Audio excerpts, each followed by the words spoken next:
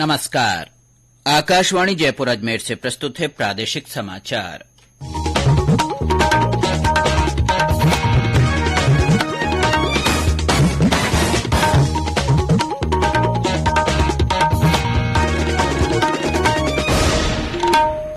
समाचारों के साथ मैं अब्दुल हनीफ।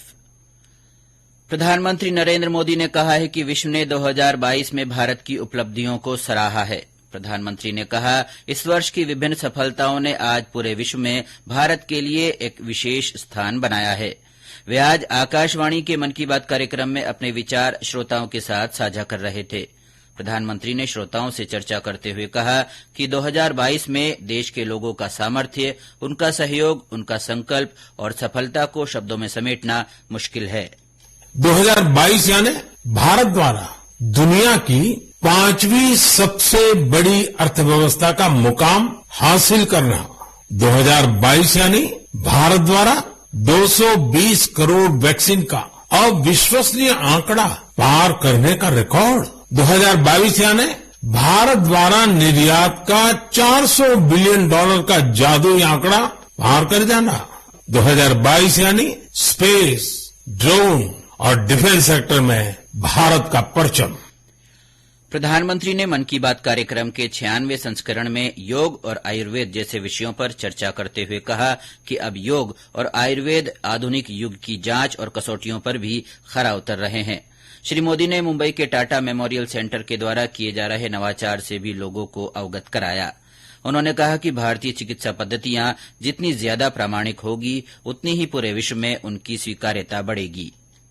सत्य को प्रमाण की आवश्यकता नहीं होती, जो प्रत्यक्ष है उसे भी प्रमाण की आवश्यकता नहीं होती। लेकिन बात जब आधुनिक मेडिकल साइंस की हो तो उसमें सबसे महत्वपूर्ण होता है प्रमाण, एविडेंस। लेकिन मुझे खुशी है कि एविडेंस बेस्ड मेडिसिन के युग में अब योग और आयुर्वेद आधुनिक युग की जांच और कसौटियों पर भी खरे उतर रहे हैं। कार्यक्रम में प्रधानमंत्री ने पूर्व प्रधानमंत्री अटल बिहारी वाजपेयी को श्रद्धा के साथ याद किया। उन्होंने कहा कि अटल बिहारी वाजपेयी ने देश को असाधारण नेतृत्व प्रदान किया है। प्रधानमंत्री ने भारत की G20 समूह की अध्यक्षता को लेकर कहा कि इस साल हमें G20 को नई ऊंचाइयों पर लेकर जाना है।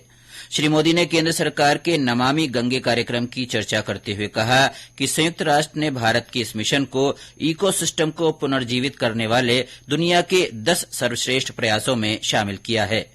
प्रधानमंत्री ने स्वच्छ भारत मिशन को लेकर भारतीयों के द्वारा किए जा रहे कार्यों की प्रशंसा की। कार्यक्रम के दौरान कला और संस्कृति को लेकर प्रधानमंत्री ने कहा कि जिस प्रकार कला, साहित्य और संस्कृति समाज की सामूहिक पूंजी होती है, उसी तरह उन्हें आगे बढ़ाने की जिम्मेदारी भी पूरे समाज की होती है। कार्यक्रम के अंत में प्रधानमंत्री ने लोगों को नववर्ष की शुभकामनाएं देते हुए आशा व्यक्त की कि आने वाले वर्ष में देश नई ऊंचाइयों को छूता रहे। साथ ही प्रधानमंत्री ने विश्व के कई देशों में कोरोना के बढ़ते केसों पर ध्यान केंद्रित करते हुए कहा कि हमें मास्क और हाथ धोने जैसी सावधानियों का ज्यादा ध्यान रखने की जरूरत है। आज क्रिसमस है। इस मौके पर देश और प्रदेश के गिरजाघरों में विशेष सजावट की गई है। कई कार्यक्रम आयोजित किए जा रहे हैं। मुख्यमंत्री अशोक गहलोत ने भी प्रदेशवासियों को क्रिसमस की शुभकामनाएं दी हैं। अजमेर में देर रात विशेष प्रार्थना सभा का आयोजन किया गया। गिरजाघरों में प्रभु यीशु के बाल रूप की झांकी के साथ जुलूस निकाले गए। सवाई माधोपुर, चूरू, हनुमानगढ़, बीकानेर, भरतपुर, झालावाड़, धौलपुर, सीकर सहित कई जिलों से भी क्रिसमस का त्योहार हर्षोल्लास के साथ मनाए जाने के समाचार मिले हैं। प्रदेश में पिछले दिनों तापमान गिरने से कई स्थानों पर गलन और ठंड का असर बढ़ गया है। पिछले 24 घंटों में प्रदेश के कई स्थानों पर न्यूनतम तापमान 5 डिग्री सेल्सियस से कम दर्ज किया गया। सबसे कम तापमान सीकर में 0.5 डिग्री सेल्सियस रिकॉर्ड किया गया। करौली में पारा 0.7, नागौर में 1.7, चूरू में 2.5, बीकानेर में 3.5 डिग्री सेल्सियस दर्ज किया गया। बाड़मेर में आज बादलों की आवाजाही के चलते दिन में भी ठिठुरन बनी हुई है। बीकानेर, टोंक, सिरोही, झालावाड़, भरतपुर, श्रीगंगानगर, नागौर, चूरू और अजमेर में भी शीतलहर और घने कोहरे के चलते जनजीवन प्रभावित हुआ है। मौसम विभाग के अनुसार राज्य के बीकानेर संभाग सहित शेखावाटी क्षेत्र के जिलों में आगामी 24 घंटों के दौरान कुछ स्थानों पर घना कोहरा और अति शीतलहर जारी रहने की प्रबल संभावना है।